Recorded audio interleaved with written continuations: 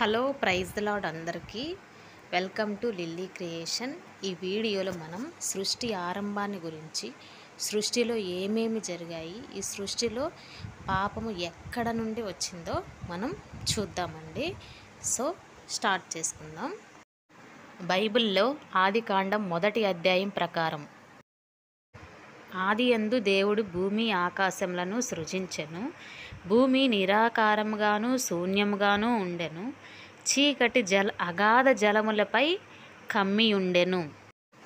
ఇలా ఉండగా దేవుడు వెలుగు కమ్మని పలుకగా వెలుగు కలిగెను.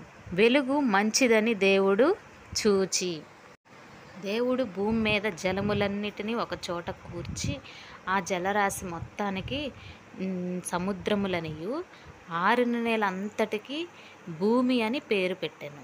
అప్పుడు 3వ దినమైంది. కాలమైన ఆకాశంలో పగటిని రాత్రిని వేరు చేయుటకు 2 జ్యోతులను ఉంచాడు. అదే సూర్యుడు, చంద్రుడు, ఇంకా చిన్న చిన్న నక్షత్రాలను కూడా ఉంచాడు. అలాగే గ్రహాలను కూడా ఉంచాడు.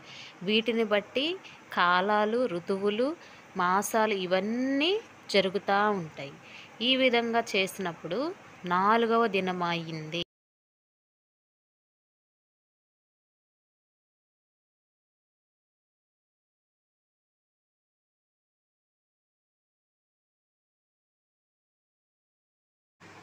ఈ సృష్టిలో భాగంగా ఇంకా ఏమేం చేశాడంటే, ఆకాశంలో ఎగిరే ప్రతి పక్షుల్ని, భూమిపై ప్రాకే ప్రతి జంతువులను, పురుగులను, ప్రతి వాటిని, భూమిపై నడిచే ప్రతి జంతువులను, సముద్రంలో ఉన్న వివిధ రకాల చేపలను, పెద్ద పెద్ద చేపలను అన్నిటినీ దేవుడు చేశాడు. వీటిని చేసేటప్పటికి 5వ దినమైంది. ఈ సృష్టిలో భాగంగా చివరిగా మానవుణ్ణి కూడా చేశాడండి.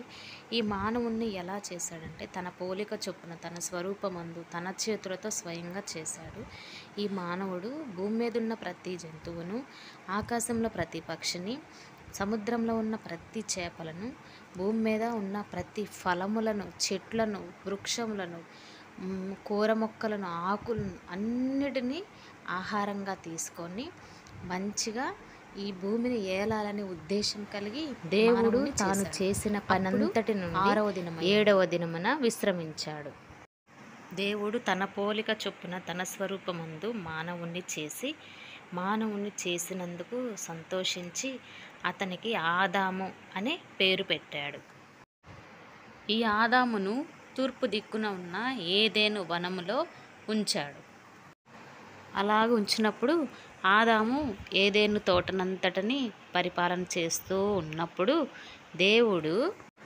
దేవుడు ఆదామును చూసి, ఆదాము ఒంటరిగా ఉండడం ఇష్టం లేక ఆదాము కోసం ఒక తోడును కూడా చేయాలన్న ఉద్దేశంతో, ఆదాము నిద్రపోయే సమయంలో ఆదాము పక్కటెముకల్లో నుంచి ఒక ఎముకను తీసి నారిని చేసి ఆమెకు అవ్వ అని పేరు పెట్టాడు. అలాగా వీళ్ళిద్దరూ ఏదెను తోటలో పరిపాలన చేస్తూ జంతువులతోనూ, పక్షులతోనూ, వృక్షాలతోనూ అన్నిటితో సమయాన్ని గడుపుతూ హ్యాపీగా ఉన్నప్పుడు, ప్రతిరోజు ఉదయం సాయంత్రం దేవుడొచ్చి ఆదాము అవ్వతో మాట్లాడి అక్కడున్నవన్నీ చూసి మళ్ళీ వెళ్ళిపోయేవాడు. ఈ విధంగా జరుగుతూ ఉండగా ఒకరోజు దేవుడు వాళ్ళిద్దరికీ ఒక విషయం చెప్పాడు. ఏంటంటే, ఆ ఏదెను వనములో మధ్యలో ఒక చెట్టు ఉంది. ఆ చెట్టుకు సంబంధించిన ఫలమును మీరు తినకూడదు, అది తిన్నారంటే మీరు చచ్చిపోతారు అని దేవుడు ఆదాము అవ్వలు ఇద్దరికి ఆజ్ఞాపించాడు. బైబిల్లో ఒక మాట ఉందండి, అతిక్రమమే పాపము. అలా చెప్పి దేవుడు వెళ్ళిపోగానే ఒంటరిగా ఉన్న అవ్వ దగ్గరికి సర్పం వచ్చి అది ఒక ప్రశ్న అడిగింది. ఇది నిజమా? మీరు ఆ పండు తింటే చనిపోతారా?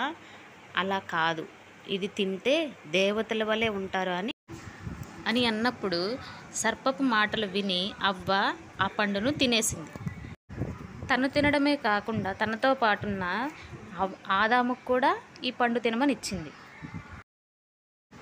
అలా వాళ్ళిద్దరూ దేవుడు చెయ్యొద్దన్న పని చేసి ఆజ్ఞను అతిక్రమించారు.